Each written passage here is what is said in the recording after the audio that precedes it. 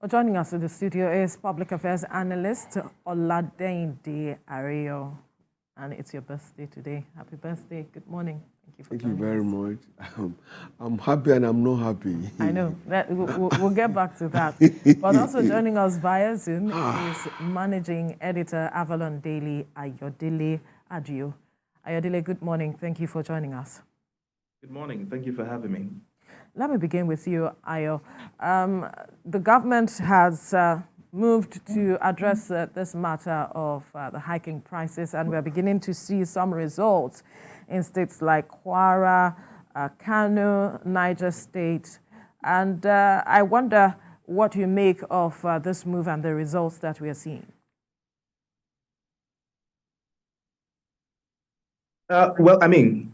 There seems to be a bit of reprieve in certain states across the country, especially since, the major NGOs and buyers of grains, I think 2 days ago, decided to halt buying of large amounts of grains to watch the markets. And it would appear that, since that decision was taken at that level, we've seen a bit of relief in prices of grains in a few states across the country. However, it's important to also note that this is only a stopgap measure and it's not predictive, of how the market is going to react, in the mid to long term. So while we have seen prices drop in response to some of the key actors who buy in very large quantities, I hope that, those in authorities can study the markets properly and prefer more short to long-term solutions to the supply side problems and to the price spikes that are driving these inflationary numbers high. And I'm sure that we're going to get onto that later because there are other factors that are pushing these prices high. And if we do not address those supply factors, those dislocations in the markets, and of course, the inflationary measures, we are going to be back to square one in just a few days, at best a few weeks. As one wonders, I'm still staying with you, Mr. Ayodele. One wonders why this is, or this has been, because it was also argued that because the government plans to release grains from silos, from the food bank, that's why those who are holding these food items felt if the government goes ahead to do this, that it's going to affect the prices or the reason why they're holding their food. That's the reason they're pushing this food out. Does that not belie those who claimed that it was not correct that the government said they've got food in reserve? Now, firstly, there are certain words that I don't like to use when analyzing this crisis, which is the fact that people are hoarding. It sends an incomplete message. It's not the reality in the marketplace. The real problem, and that's why if we misdiagnose the problem, we'll be addressing it very wrongly. The real problem is the fact that there's a supply problem. And in many instances, people cannot afford to buy food at the price that is being sold at the marketplace. So in some areas, there is food available, but people, because of inflation and the price hike, they simply cannot afford to buy food. And that is why I'm saying that there are certain interventions that need to happen. And I quickly give you an example. Many of these food items are transported by lorries and trucks that ride on diesel engines. And the cost of diesel per liter is 1,300 naira to 1,500 naira per liter. Now, if you're going to be moving food from Maiduguri or from Kano to Port Harcourt on Lagos, and you're buying diesel at 1,500 naira per liter, imagine how much that impacts the cost of the produce that you're selling, which is why some of us welcome the CNG idea by the federal government, which purported to transform engines, diesel and petrol engines to CNGs, which will inadvertently drop the prices of transporting agricultural produce. And I'm saddened that this has not happened. For instance, there are so many private sector actors across the country, people like Mesovest, who have the capabilities to transform engines, petrol or diesel engines to CNGs, and have capabilities to set up infrastructure, to fuel these cars consistently. These are the kinds of private sector actors that should be empowered by the federal government so that we can not only drop the cost of transportation, but we can efficiently lower the cost of food if the cost of transportation comes down sustainably. These are the kinds of interventions that I like to see. I don't like the idea that people are hoarding. You can't hoard perishable items. The cost of perishable items like tomatoes are also going high in the market. Are people hoarding tomatoes? So we have to properly diagnose the problem, which is a supply side problem and which is inflationary problems. And these price shocks are largely caused by the cost of transportation, and the fact that many of these inputs, farm inputs like seedlings, like fertilizers, are 3-4 times the cost that they used to. And if we do not solve these problems, we'll keep meandering around the problems, and these things will persist for a very long time, and millions of people are at the verge of starvation. Right. Let's get back to the studio to Olade Ndiario. From what he said it seems we haven't really diagnosed the problem such that whatever solution we are bringing is not necessarily addressing the root cause of what we are facing as it is, and that in a few days we might return to what it is, return to square one. Is that how you see it as well? I even see it from a worse point. Why? Because I know the Lingo market, I know Janguza market, I know Kwakuti market, all of them in the north. There are places where they sell grains in volume. But I can tell you that the scarcity was not due majorly to hoarding, but more to unavailability. Secondly, of the grains. Secondly, some northern state governors have stopped vehicles carrying food, both the grains and perishables, from coming to the south. They were largely reported with video and voice. Now, you can begin to ask yourself, are we going to be creating crisis in other places? It becomes a difficult thing for me because anywhere you go in Nigeria, you find people from other regions cohabiting and living together. Some are even married and all of that. So when they now say, okay, you will not be taking food to the south, are there no others in the south that will also suffer from it? Okay? That's also there. Again, the third one, which worries me, is the promise by government to release food, grain from the silos. And I've been asking myself, have we really stored anything in the last 10 years? You see, because the serious situation of farmers not being able to work on their farms, it also has levels now. Yeah. Level 1 is not going to the farm at all because they will be killed. The second level is they may be kidnapped, and instead of working on their farm, they are made to work for the kidnappers. Okay? Now, the third level is asking them to come and pay huge sums of money before they can be allowed to work on their farms.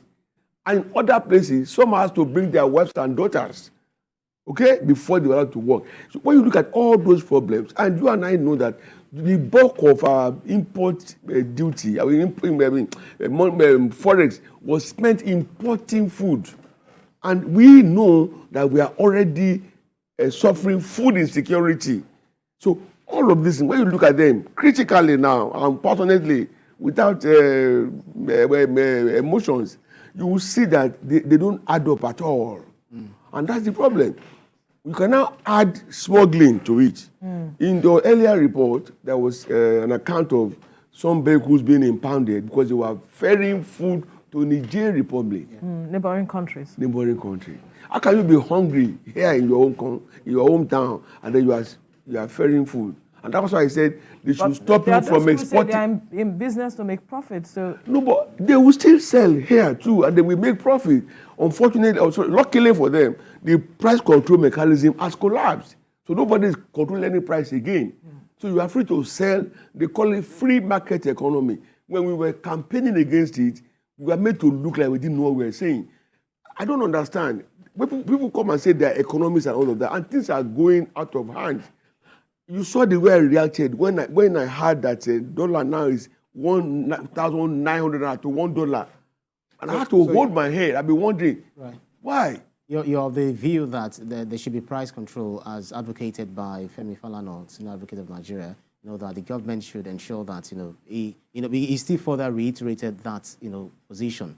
That price control cannot work in this situation. I thought that was what you meant. What I said it has collapsed. It's not going to work. Why? the critical point is the supply side of commerce. Now, if you're not bringing enough and you are bringing very little, normally you're not meeting the demand. The prices will go up. Okay? Some will call it inflation, but for me, it's the price reacting by going up. Okay, so government on the side needs to come up with realistic, practical, and strategic offerings in the immediate and in the short term, not long term now. Okay? Why not? We have to take care of now first. Which is what they have done. If I don't survive today, I will not be here tomorrow. Okay? So we must take care of now. Number two, the president told the governors to go and reach out to the real farmers. We've been saying these things. We've had so many agri projects from Fadama to so many anchor borrowers. Those who have nothing to do with farming were the ones collecting the grants, the loans, and diverting them into other things. Whereas the real farmers are there. Okay? I joined a farming group, and we were only going to be breeding snails.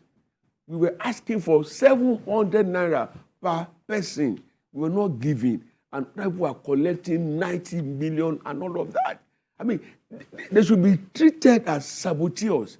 They should be taken to court. I mean, I look at it from more like treason. Because the round robin effect, the consequences will be universal, will be wider, and almost everybody will be badly affected. And that's why we are where we are today. Okay? Another thing is, again, if we don't deal with the attack on the Naira, that's what I call it. The two reports I read yesterday, one touched on bankers who, when they are giving forex for importers and manufacturers, they give them a little and sell the remaining to Aboki. Okay? Because we must keep asking yourself, where do they get their supply from? And they always have.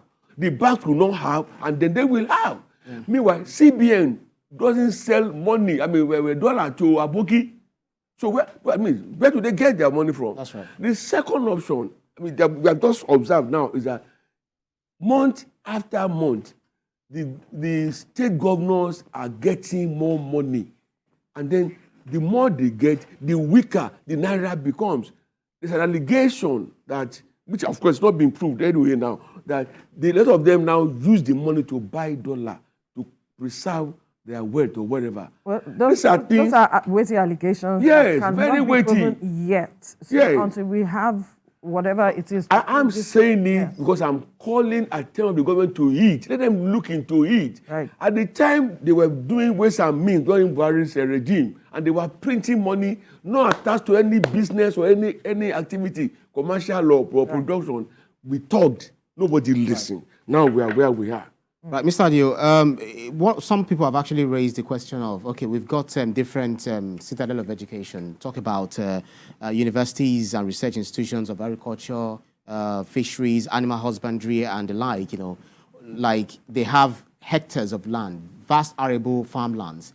And what exactly are they doing with these lands? That they could help augment the food crisis that we have. That it's not alone for you to do research, but it's also very important that you also farm on a large scale so that we'll have sufficient food to go around. What do you think?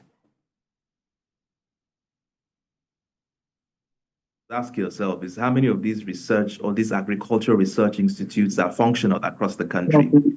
There is an over-dependence on the federal government to drive agricultural policy.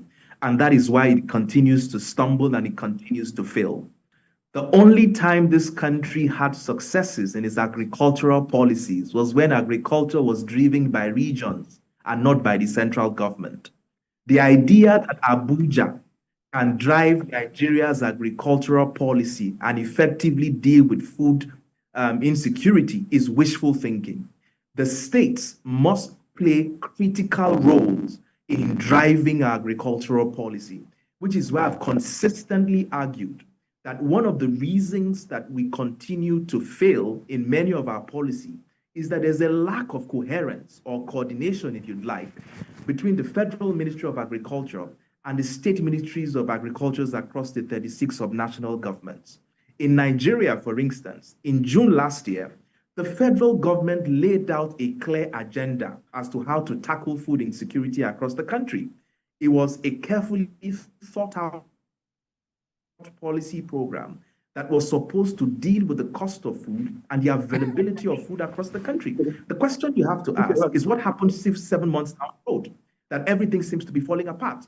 The answer is simple. There was a lack of coordination between the federal government that articulated that bold policy and the state governments and the subnationals that are supposed to drive and implement these policies. That is the problem. And until we fix that fundamental disconnect between the federal and the state subnational governments, we are not going to make progress in agricultural policies. Abuja does not have farmlands. The farmlands are residents in the 36 states across the country.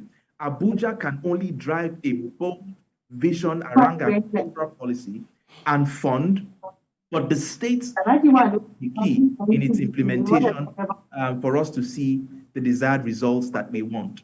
At the moment, we're in a very desperate situation. And before we deal with the supply side problem, we need to first of all tackle the issue on ground, which is the fact that people cannot feed. And they cannot feed because they cannot afford to buy the food in the market. So how do we deal with the cost of food? And my immediate solution is the fact that let us start by even dealing with the transportation of this food from produce to the market, which forms a significant cost component. And to do that, we can't continue to power it through diesel engines. The cost of diesel is 1,500 naira per liter. It is madness to think that the prices of food will come down if you continue to transport food on lorries and diesel on trucks that move on diesel engines.